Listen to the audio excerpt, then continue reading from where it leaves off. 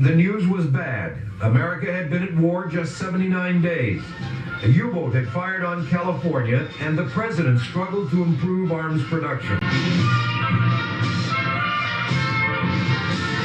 This is a voice speaking from America. The Voice of America was born. Nicht einmal der größte Optimist unter den Nazis. Broadcasting in German to an occupied Europe, it reported the bad news and was later believed when it told of Allied invasions and victories, even though the Nazis made listening to shortwave punishable by death.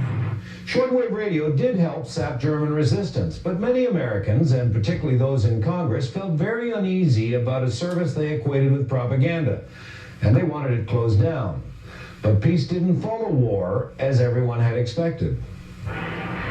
The Iron Curtain fell on information and people, and the service had a new job, keeping a democratic voice alive in the communist world. Tranquility Base here. The Eagle has landed. It had the world's largest audience ever when it reported in 46 languages, man landing on the moon.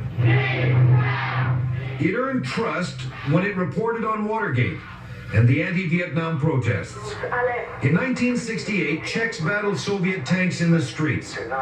When Soviet troops forced a Czech dissident broadcaster to sign off, he told his audience, listen to the VOA. Czech broadcasting was never trusted again. They were lying, and if we wanted to get some information, we had to listen to Radio Free Europe on the Voice of America. When the wall eventually came down, New Lear's Czechoslovakia's Havel and Poland's Wałęsa were quick to give the VOA enormous credit for their peaceful revolutions. The testimonials were truly touching as to how much people were motivated by what they heard over international radio. That was 1992. That was NBC News, nightly news, marking 50 years from the founding of Voice of America during World War II. Listen to the VOA. If you wanted to get information, you had to listen to the Voice of America. And the gentleman you saw there at the end of that news clip, that was the guy who was the head of Voice of America at the time under the first President Bush. His name is Chase Untermeyer, which is a great Washington name.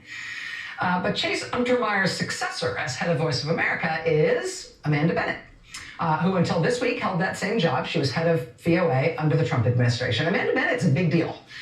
She is a two-time Pulitzer Prize-winning journalist. She was editor of the Philadelphia Inquirer and the Lexington Herald-Leader in Kentucky. She was also an editor at the Oregonian in Portland. Did I mention the 2 Pulitzer Prizes?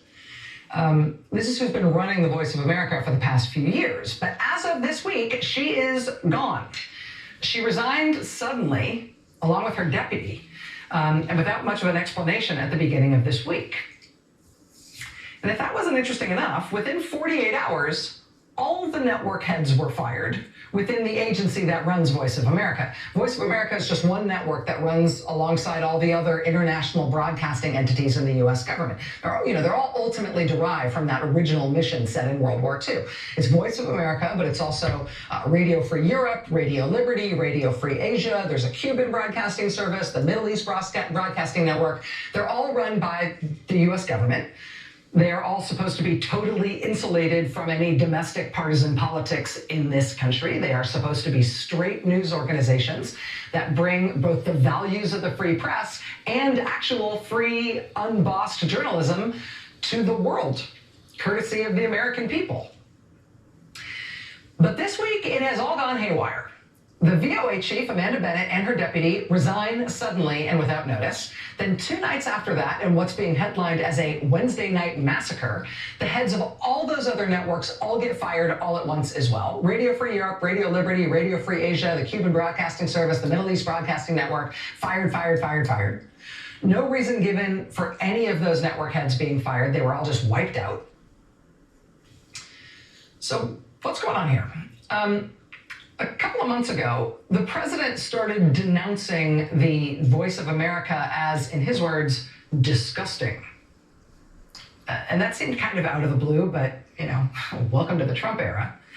But then the White House also published like a blog post, a newsletter item. It's hard to tell exactly what this is, but they published this thing denouncing the Voice of America. specifically because VOA had the temerity to run an AP article. They ran an Associated Press article on their website about China lifting its lockdown in Wuhan for the coronavirus. All sorts of news organizations run Associated Press news stories. And in fact, the Wuhan region did lift its lockdown, and